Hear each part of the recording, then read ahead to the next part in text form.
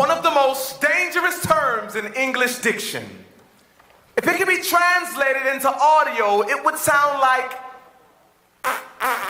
from the saxophone of Lisa Simpson, 2 words designed and strategically combined to form the biggest oxymoron in the history of mankind.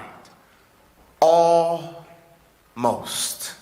But see, as far as this world's concerned, you could live your life foul and could almost get away with murder if you have a nice smile. You could almost meet folks just to almost sleep around and stop by at your local clinic where you almost have a child. But see, almost is no stranger to Satan. Here's proof. See, Satan only tells lies when they're almost the truth. And it's amazing. In our incompleteness, we find complacency, but if almost is one of Lucifer's many traits, then somehow we've inadvertently become good at Satan impersonations. But on the contrary, Christ did his job fully, and he proved he was God when he died on a cross like it was his duty, and to pardon my iniquities that I committed rudely, he resurrected from the grave just to tell death to excuse me, but excuse me. This is your life, and that's something I can't impose on. But your body is God's home, which wasn't loaned to get foreclosed on. See, an almost Christian looks right, but lives wrong. Can't stand the conviction in Romans, so they sit down to be comforted in Psalms. Never understood worship, but love to lift their hands and sing songs like, I surrender almost. Because it's far too expensive for you to spend your life on something that doesn't appeal to your 5 senses. See, nowadays, Christianity is like a Louis rag. No functional use, but we just rock it because it's stylish. Not righteous, but right-ish. So all God sees is a pile of Ishmaels when he intended for Isaacs. And we're moved by our emotions, so we're saved when we feel like it. So technically, we've never really been saved. We've merely tried it, so no wonder why we're never sold out when we return it after we buy it. Now, let me break it down because you need to beware. Our lives could lack the very standards that need to be there. Because on that final day of judgment, while God's receiving his heir, will he say, son, well done, or poor, medium rare.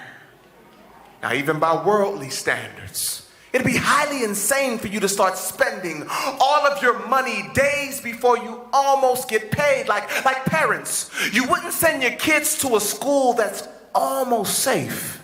And ladies, would you honestly date, get engaged to, and married to a man who claims he's almost straight? Now,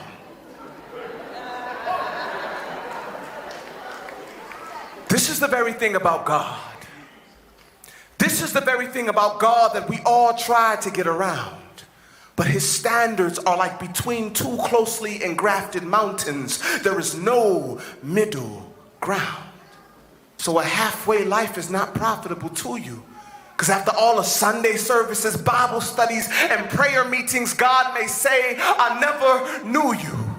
That's not even the worst part of living your life as neutral, is that we were once Arctic, but it's the warmness that is causing him to spew you. See, this is exactly the type of mentality that had me.